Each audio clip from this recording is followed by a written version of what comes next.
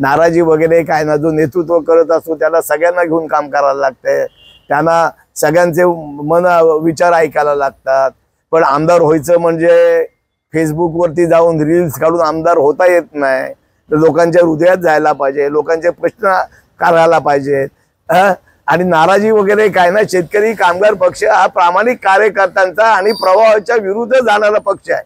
आणि पंडित पाटीलला प्रभाकर पाटील आणि दत्ता पाटलाचा पोरगा आहे, त्याच्यामुळे संघर्ष काय, प्रशासन काय आहे, या सगळ्या परीक्षा पास केलेल्या आहेत। आणि मी लोकशाही मानणार आहे।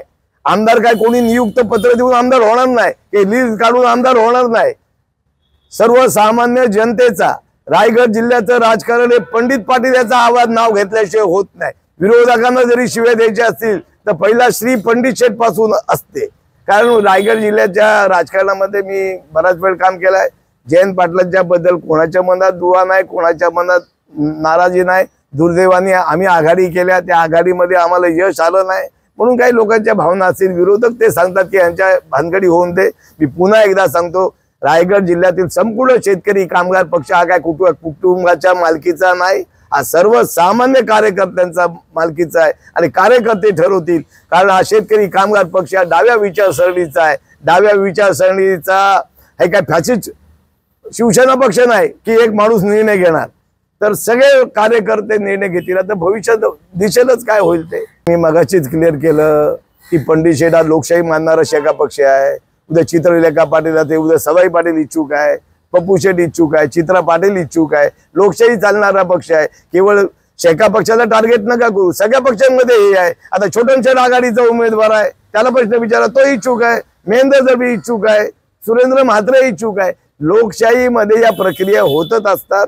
आणि जो पक्षप्रमुख असतो, शेवटी आमदार व्हायचं म्हणजे 3 तालुक्यातला आमदार आहे, लक्षात आलं का तुमच्या? आणि आमदार व्हायचं आहे। पंडित पाटील हे पडले तरी मला 80,000 मतं पडली, आम्ही 3 पक्ष आलो तर आम्हाला 73,000 मतं पडली, म्हणजे पंडित शेठ पडला तरी त्याची लायकी होती ना माझ्या राजानो। आज रायगड जिल्ह्यातील तमाम गावामध्ये पंडित पाटलाला विचारणारे लोक आहेत। ठरू आता चित्रलेखा पाटील यांना हक्क आहे, ते महिला आघाडी प्रमुख आहेत, त्यांनी कोरोनामध्ये चांगलं काम केलं, त्यांचा रोज संपर्क आहे, ते मीडियामध्ये पुढे असतात।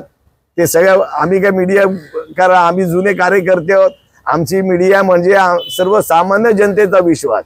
मी मगाशीच सांगितलं, फेसबुक आणि रील्सद्वारे आमदार होता येत नाही।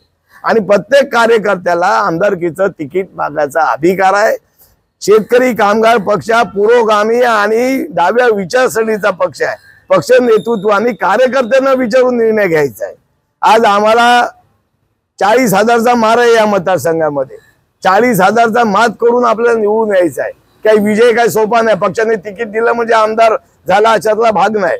5 वर्ष आम्ही सत्तेच्या बाहेर आहोत, पण आज पण शेतकरी कामगार पक्षाचे अपवादात्मक परिस्थितीमध्ये पक्ष सोडून आज पण हजारो कार्यकर्ते इथे ठाम आहेत।